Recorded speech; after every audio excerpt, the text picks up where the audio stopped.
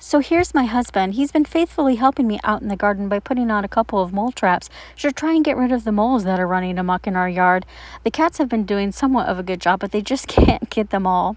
And so now here he's out with the tractor, getting the weeds out of the driveway so I don't have to pull the weeds by hand. I normally pull them by hand or take a shovel and dig them out because we don't use any spray here.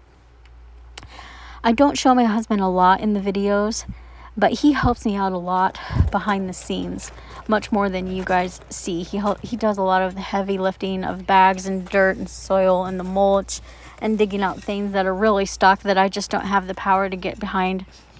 And so I wanted to acknowledge him here for that. And despite the fact that we have had 2 weeks full of doctor appointments and then slapped with a heat wave, I got some seedlings planted before the heat wave, and we got this bed done.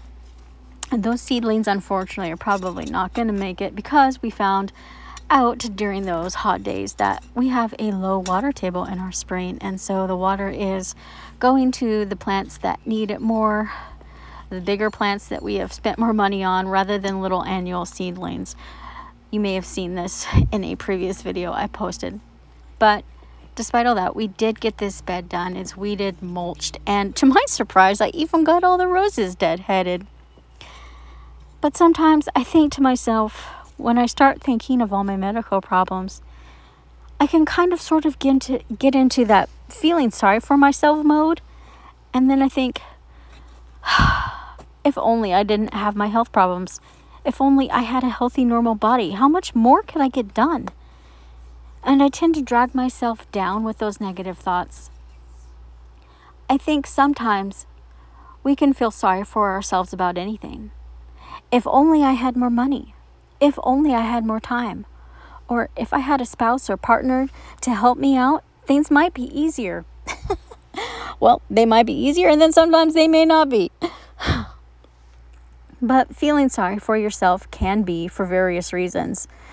So when I get into the mode of feeling sorry for myself, I think that the best thing to do to get out of that mode is to do some self-care. Self-care doesn't have to be going to the spa, getting your hair done, or getting a massage. Self-care can be going on a nature hike, buying yourself flowers. Maybe it's cleaning your house so you can feel relaxed. It might be writing in a journal or reading a book, listening to your favorite music, or going dancing.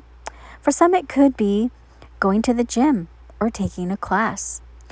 It might mean playing a video game or spending time with friends, or spending a day all to yourself with a cup of coffee or a cup of tea.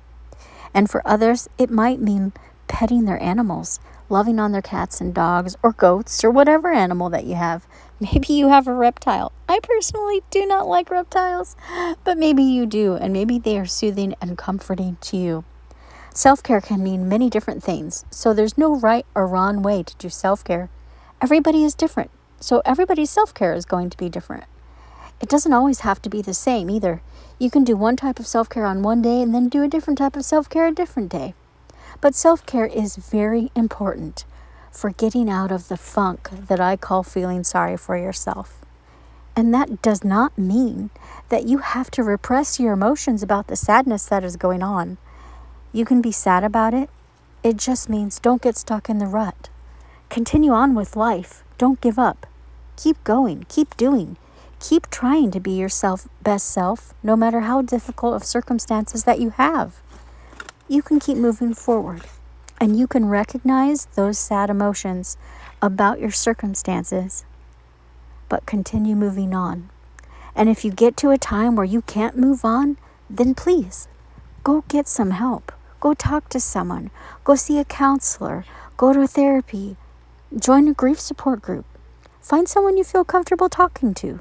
Someone who will listen without interjecting their own feelings and thoughts and emotions. Someone trustable, worthy, that you can keep yourself accountable to. But don't just sit there in those negative thoughts and getting yourself stuck in a rut. Because feeling sorry for yourself constantly can be dangerous to your health. It can bring about depression and bitterness and anger and regret. And that's not the type of life we want to be stuck in.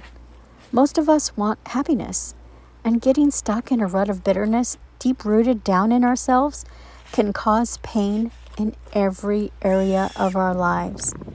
So if you feel yourself stuck in self-pity and feeling sorry for yourself all the time, go do some self-care and do something that will make you feel good about yourself. Take some time for you to do what you love and keep moving forward.